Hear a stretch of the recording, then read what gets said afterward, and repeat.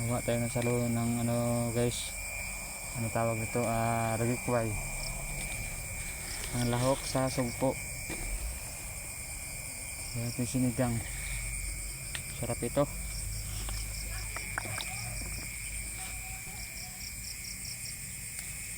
Kung kilala nyo ito guys, comment na lang po kayo sa video ko.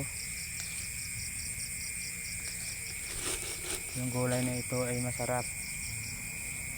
Kahit ganito yung itsura, para siyang nakakatakot. Pag naluluto ito, para siyang saluyot, ang lahok sa sugpo. Dito ko lang nakilala ito sa Quezon guys, yung gulay na ito. Gulay ito sa amin eh. Siguro mayroon naman siguro, kasi hindi lang namin kilala. Kaya ganito, ngayon ko lang nakilala itong gulay na ito. Ang tawag nila dito ay lagikway. Ayan pa. Hindi yung talbos ito. Kasi masarap yung dahon nito pag bata pa, malambot. Yan o, yung tanim ko.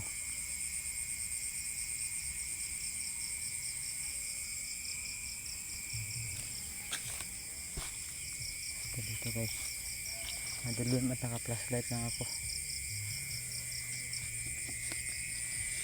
Alit pati ang flashlight natin eh. Kaya madilim yung pagka video ko.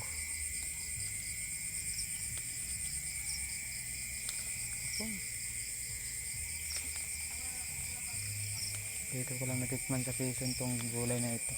Sarap pala ito.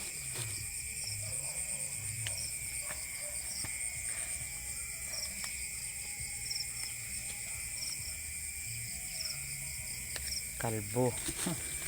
Kalbo ka sa akin ngayon. Ubus ang dahon mo. Saan ka ba? Alam ko marami pa dito eh. Maghanap tayo ng puno ng lagikway.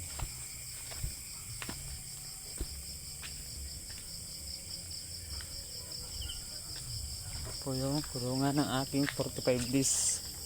Ayan o. Malapit na. Malapit na sila. Ito. Malaki puno ng lagikway. Ito. Maganda ito. Oh, malambot ito. Patang bata pa yung mga dahon. Kaso nagsisira ng mga insekto. Butas na. Wala na. Tara na.